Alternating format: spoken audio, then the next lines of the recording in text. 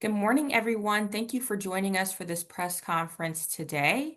We are here with a wonderful group of union leaders, labor advocates, and climate champions to discuss some really important topics today. My name is Jasmine Mossberger. I'm the Deputy Director of Blue Green Alliance. I'm sorry, the Deputy Director of Communications at the Blue Green Alliance. And I'm going to be facilitating this conversation on the back end with some of my other colleagues. Before we get started, I wanted to let everyone know that you are muted to limit distractions to any of our speakers. And then if you have questions that you would like to share with our speakers at the end, we will be doing a Q&A, and you can pop your questions in the Q&A chat down at the bottom of your screen. And with that, I'm going to go ahead and turn it over to Lee Geis, who is going to be our moderator for this discussion. Thank you, Jasmine, and welcome. And thank you again for joining us today. My name is Lee Geis. I'm the Senior State Policy Manager with the Blue Green Alliance in Canton, Ohio. The Blue Green Alliance is a coalition of labor unions and environmental organizations that collectively represent roughly 15 million members. BGA was formed around the idea that you shouldn't have to choose between good jobs and a clean environment. We can and must have both. This week, the Senate is moving a budget bill to the floor that repeals and restricts energy and advanced manufacturing tax credits and will do irreparable damage to our children and underserved communities. I'm joined today by labor partners and allies to lay out what's at stake for Ohio if this bill becomes law. In its current form, this legislation will kill economic growth and jobs, raise energy prices, and cede clean technology manufacturing to other countries and affect our very own communities. Before I introduce our great lineup of speakers, I want to talk a little bit about the jobs at risk in Ohio. BGA just released a new research brief outlining that nationally 2 million manufacturing jobs will be lost if this budget bill passes. These numbers include nearly 300,000 manufacturing jobs nationwide that have already been announced. In Ohio, we stand to lose over 91,000 jobs. And these numbers reflect manufacturing jobs that have already been announced and doesn't include announced construction jobs or future job creation. You say it fast. Economists at UMass Perry estimate that fully 2/3 of the direct job creation from clean energy and manufacturing tax credits fall in two sectors: construction and manufacturing. Many jobs in those sectors require quality skills, but not a four-year college degree. So the bottom line here is killing these investments is a betrayal of blue-collar working Americans and the communities they live in. Communities where we send our children to school, take care of our parents and grandparents. This bill will kill blue-collar jobs to pay for billionaire tax cuts. That's why we're urging people to call their senators and demand they vote no on the repeal of these critical investments. Our senators need to do what's right for the people of Ohio and vote no on this budget bill. And with that, I'm excited to introduce our speakers today. Dave Green, Region 2B, United Auto Workers; Aaron Brown, IBW, 4th District Renewable Energy Government Affairs Representative; Melissa Cropper, President of the Ohio Federation of Teachers; and Joe Flaherty, Executive Director, Power a Clean Future Ohio. So let's dive right in. UAW Region 2B members are employed by more than 200 diverse companies in Indiana and Ohio, with operations ranging from automobile assembly, parts production, healthcare, financial services, food service, office and professional workers, and more. Director Green, with your roots in the Mahoning Valley, I'm hoping you'll share with us the effects this big, ugly bill will have on your members. Thank you so much, Lee, for the warm introduction. Look, I've been a UAW member since 1989, hiring in at a GM facility in Lordstown, Ohio. At the time, there was about 13,000 workers there making good union wages in 3 different facilities. Now, that facility closed in 2019. Here we are today, 6 years later, and we find ourselves in a similar situation where our elected leaders, right, they have the power to either protect or kill thousands of auto manufacturing jobs. The House passed budget reconciliation bill included radical cuts to the Inflation Reduction Act, the IRA, um, the auto related tax credits. And as it stands, the Republican plan would eliminate tax credits that would fund production of EV batteries. This is what we call 45X manufacturing production tax credit. And this has helped spur demand not only for EVs across the country, but right here in Ohio. Look, GM opened a new battery plant in Lordstown, got folks working there. We want to keep them working there, right? This is in the politicians' hands if they're going to continue these credits or they won't. The reconciliation bill threatens to upend all the positive stuff we have worked towards building good manufacturing jobs and working with companies throughout Ohio and Indiana. Cutting these tax credits could have a dramatic impact on the auto industry and dozens of investments across the country that will support thousands of jobs. Just last month, workers at a battery plant in Kokomo, Indiana, formed their own union. There were supposed to be 2,800 people working there. Some of that, there was 2 facilities planned to be built, and now they've kind of scaled back and there's only 1 functioning. The other one's on hold right now, right? And I'll be the first to tell you, like, we at the UAW, we've been critical of many aspects of the IRA tax credits and a host of other policies for not going far enough to ensure that the federal tax funding supports good union jobs. The IRA needs strings attached, so it's not a corporate giveaway. Too many employers are taking taxpayer money and not paying, and then they continue to pay low wages. And look, folks, they're busting unions. They hire companies with that tax money to help bust unions. But what we need to do is get a hold of our representatives and let them know to vote no on the reduction of these IRA tax credits. Look, we don't want to gut them completely, but you got to get a scalpel there and use that money to pay decent wages and benefits that help members and their communities. The closure of Lordstown demonstrated a need to use federal policy and support domestic manufacturing, and that's what the IRA got right. And it's what the Republicans now need to protect. So please get a hold of your representatives and let them know that American manufacturing, good union jobs are on the line, and we need to do everything we can to protect the middle class of this country. Thank you. Thank you so much, Director Green, and amen, brother. I'm going to turn it over to Aaron Brown as the International Brotherhood of Electrical Workers, 4th District Renewable Energy and Government Affairs Representative. Aaron, can you get a better title? You and your members advocate for renewable energy in the state and at the national level to further America's goals of energy security, grid resilience, and energy independence. Can you tell us about some of the great work your members are doing here in the Buckeye State? Yeah, absolutely. Thanks for the warm introduction. I'm glad to be on this call here. I'm a 25-year member of the IBW right here in Canton, Ohio as well, member of Local 540. And, 2 years ago when I took on this role as the Renewable Energy Government Affairs representative, I didn't necessarily know what I was getting into, but, with the experience I had, as a local union organizer and a business manager, you look at your jurisdiction, and now I look at the entire 4th district, and we want to work with developers who are providing jobs for our members, and that's exactly what this legislation has done. Over the last 2 years, we have been advocating for some of these utility scale solar projects all across the state. And we're at that moment now where it is employing a lot of our members. And it's not just one jurisdiction, it's across the state of Ohio.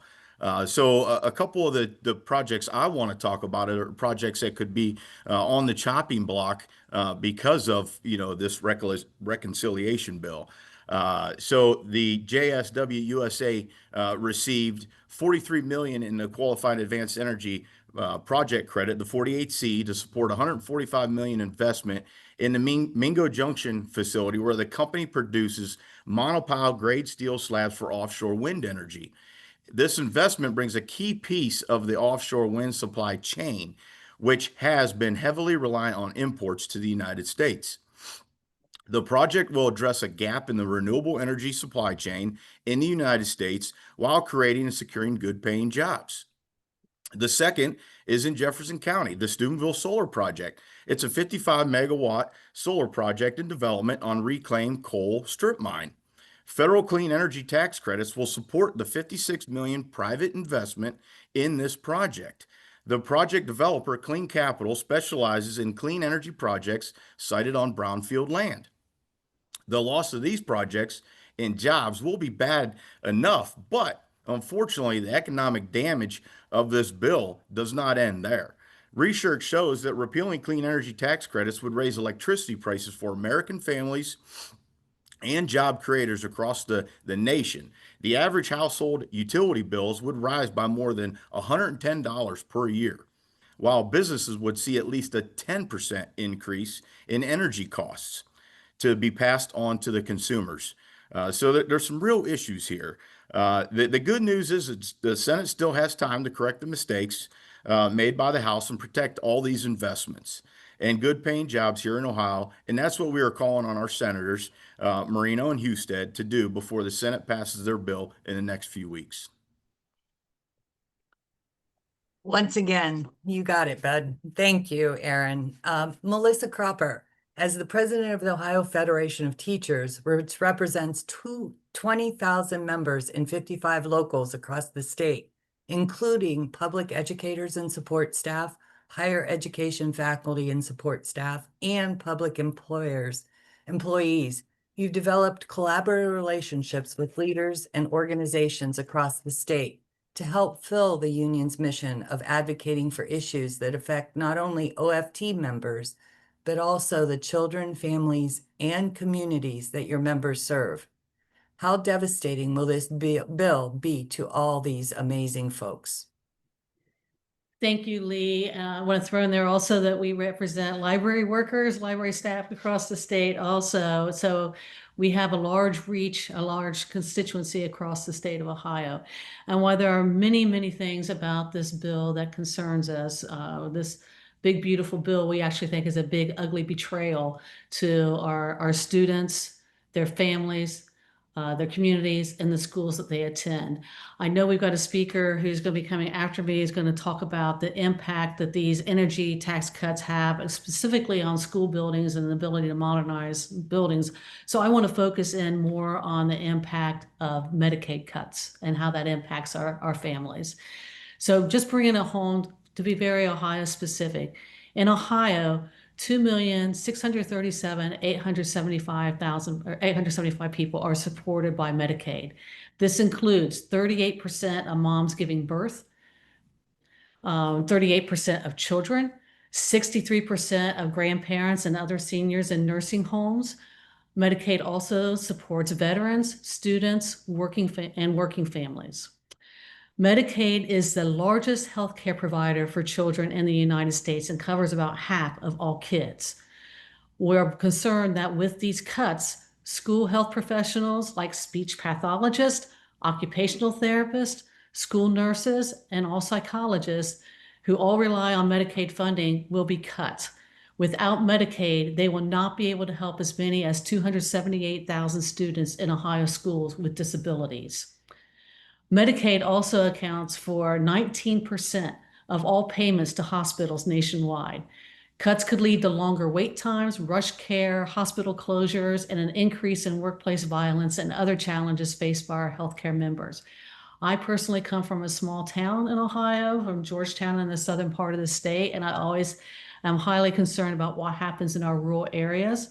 And so we are particularly concerned that rural areas will see hospital closures, which again impacts our students, and anything that impacts our students impacts their ability to be able to learn.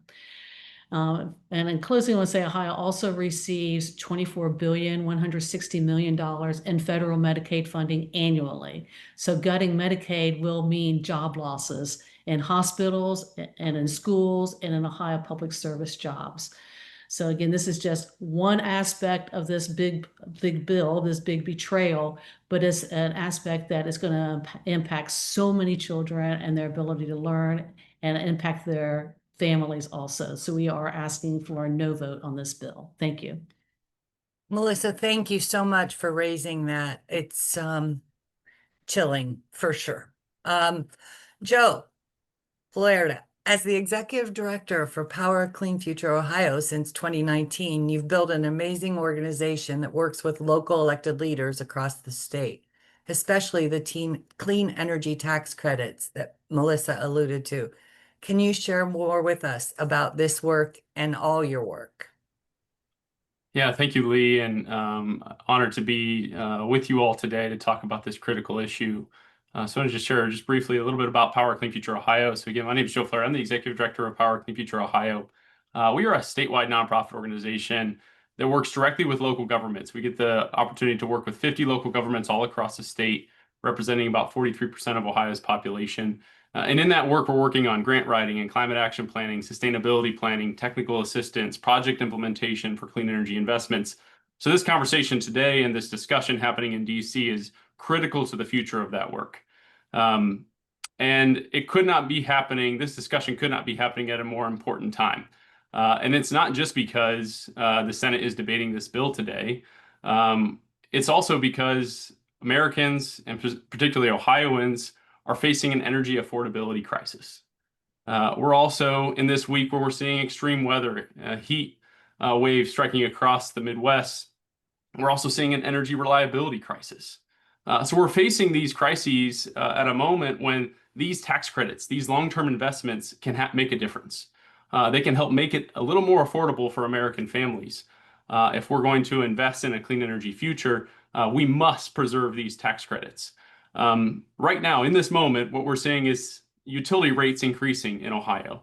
So we expect this summer to see utility rates reach as high as a 30% increase for American families. And for folks sitting at their kitchen table and trying to do their budget, a 30% increase for utility rates is decimating. That is very difficult to accommodate in their budget.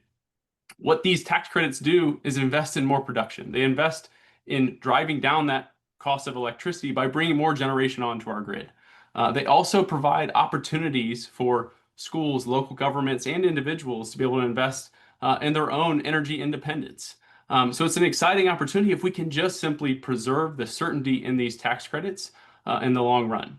And so what I want to talk about today is a couple key projects that we've seen take off that we're excited about and that will invest in Ohio's clean energy economy and clean energy jobs for Ohioans. One in particular in Cuyahoga County, through the Climate Pollution Reduction Grant, we'll be able to develop brownfield and landfill solar sites across Cuyahoga County, and we'll retire a peaker coal plant in the city of Paynesville, and then retrain those workers to then be able to work 17 jobs of reskilled workers for a solar and battery storage facility. Also going to create 136 construction jobs, 100 pre-apprentice positions, and 6 total staff hired for new positions across those local governments as well. And through that project, these local governments are going to leverage $60 million in federal tax credits. We also see the city of Cincinnati is planning to file for $405,000 in direct pay tax credits for 5 solar projects across recreation centers and municipal buildings. There are a whole variety of projects that we can point to time and again across Ohio that are going to help drive down the cost of electricity. The other thing I want to point to, though, is that when we look at local governments and the ability to leverage this direct pay provision, which is available to local governments to be able to take advantage of these tax credits, it also applies to schools. If they have to pay more in their electricity costs going forward, that means they're going to have to reduce other critical services, whether that's emergency services, public safety. Certainly for schools, as you look what they're doing, are they going to have to lay off teachers to be able to afford the energy bills of their schools. And so these types of investments are going to help maintain these critical services in our communities that are going to have an impact on our future. And so we want to preserve these because it's going to allow for these schools to invest in other things that are absolutely critical to the future of our communities. I also want to just share that for Ohio, we are a manufacturing state. We know what it means to build an economy around clean energy investments and key investments from the federal government as well. We are home to some of the largest solar manufacturers in the country. One of the largest solar manufacturers in the country is based right here in Ohio in First Solar in Toledo. We also see a variety of other clean energy job investments across our state as well that we want to maintain and preserve. So if we're able to preserve these tax credits, preserve the direct pay provision, and preserve the certainty in these jobs over the long term, that's what we want to be able to see from the Senate, is to be a pro-business, pro-jobs Congress, to be able to invest in this work and see that we're able to maintain this momentum that we have built, locked arm in arm with labor unions across Ohio and across the U.S. to be able to invest in these industries that are emerging. Joe, thank you so much. I hope I know it's always interesting, but I hope folks understand how this is all intertwined with all of our folks, our members, our communities, and it's yeah, it's going to take a lot of hard work for us, all of us and our members and our allies and partners to get this point across. And I hope this was a good start today. Jasmine, I see your pop back on. Thank you. Am I turning it over to you for Q&A, honey? Yes. Awesome. So now we will turn to the press and the audience for questions. You can use the Q&A function at the bottom of your screen to populate questions, and I will read them aloud to the speakers.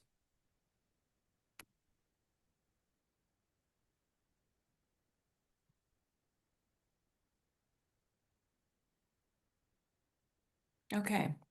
We have our first question. The Blue-Green Alliance reports at least 62 wind industry component manufacturing facilities in Ohio, though the specified file is unavailable on their website. While Toledo was mentioned, I'd like to know where some of the other facilities are geographically concentrated. I can pop in here on that one. That seems like a website problem, and very happy to follow up. If you wouldn't mind leaving us your email, can definitely follow up with that data for you. Thanks, Katie.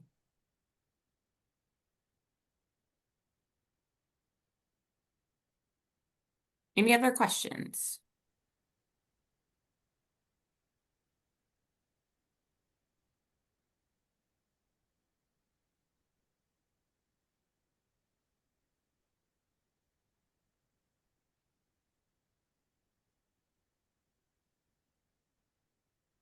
I think, Jasmine, are okay to go ahead and wrap up now then, or just wait a second? Sorry, I get impatient. Too much coffee.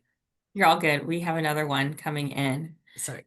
So another question is regional impact data on energy and manufacturing jobs available at the city, county, or district level. That might be another one for you, Katie. And by the way, Katie is our Vice President of Federal Affairs, and so she's got all the info. Yeah, we have some of this data available and have been able to break it down to the district level in many cases. Would be very happy to connect with you and kind of walk you through what we do have at the end. Okay, another question. Will the projects we mentioned be threatened if the tax credits are cut? Anyone else want to take that? Well, I believe, and Joe mentioned, I think, right, and all of us mentioned projects that are at risk of not continuing. Director Green mentioned projects in his region. Aaron mentioned some, utility scale solar projects that are at risk. Tax credits for the school systems are at risk. It's it's uncertainty, and I would definitely say yes, but others, please, if you feel differently, weigh in. I don't feel differently, but I just want to weigh in really quickly on this point, which is when we saw the adoption of the Inflation Reduction Act, it included a 10-year time frame for these tax credits. And the reason that was included in that and structured in that way was to provide certainty to business investments and the variety of other new entities that could invest and take advantage of these, in particular in the public sector. And so what we saw was this massive movement in response to use and leverage those tax credits in a productive way. And pulling the rug out from underneath these projects in this moment is going to be a wasteful government spending dilemma here. What we're going to see is a ton of investment that has taken place over the past couple of years completely vanish overnight. And this is just simply bad policy making. This bill, the Inflation Reduction Act, has the opportunity to be potentially the largest onshoring public policy that we will ever see in our lifetime. We are bringing back American jobs at an incredible rate. And if we jerk the rug out from underneath these projects, it is going to stall out these industries and going to waste government dollars and a lot of private sector dollars that have followed on some of those private sector or public sector investments through those tax credits. Thanks, Joe. And I'll just add in quickly on schools. Again, I mentioned this briefly, but again, schools will lose out on the opportunity to modernize their facilities. This includes upgrading HVAC systems, which we found out was like highly important during our COVID period. But also reducing energy costs with solar, or giving students clean rides to school on electric school buses. So any project that is not any, it would remove credits for solar energy systems that are not already or soon to be constructed. And it would eliminate all credits for electric vehicles and electric charging equipment. So again, as our schools look to having better bus systems for our students, it would take away the ability to do that. So it impacts our schools and our students directly also. Okay. Great. This question is specifically for you, Lee. Can you talk a bit more about why it's important to realize that all of the points that you all made is interrelated? Will an average Ohioan really be affected, and how soon? Look, we talk a lot about jobs, and we should, because they're important, right? For every one manufacturing job, it creates 5 other jobs in our communities, right? We send our kids to Melissa's schools, OFT represented schools. We put solar panels to produce our energy that Aaron and his members do, right? Construct. We drive vehicles that Director Green's members make. That's how this is all interconnected, right? And Joe knows from his outreach to these 50 plus different entities in the state of Ohio, how reliant these communities are on all our members and all our hard work. If I know this is directed towards you, Lee, but if I could add in here also, listen, I've got a mother who's in long-term care. When you're people in long-term care who are dependent upon Medicaid are going to lose that coverage. That directly impacts Ohioans. You heard me talk about the number of students who are dependent upon Medicaid. Again, thousands of students in Ohio are going to lose funding. It's a direct impact. Medicaid is provides the most federal funding for states for public services. So when that Medicaid gets cost, again, people in Ohio will lose jobs. And then, as I mentioned before, if you're from a rural area, these Medicaid cuts are going to cause rural hospitals to have to close down. So very definitely Ohioans will feel an impact from this bill.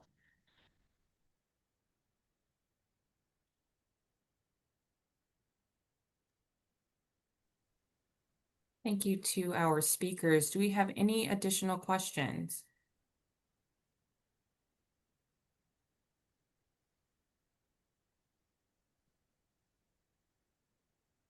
Okay, seeing none, just want to say thank you all so much for tuning into this press conference, and a huge thank you to our speakers for sharing their expertise and their experience. That concludes today's press conference.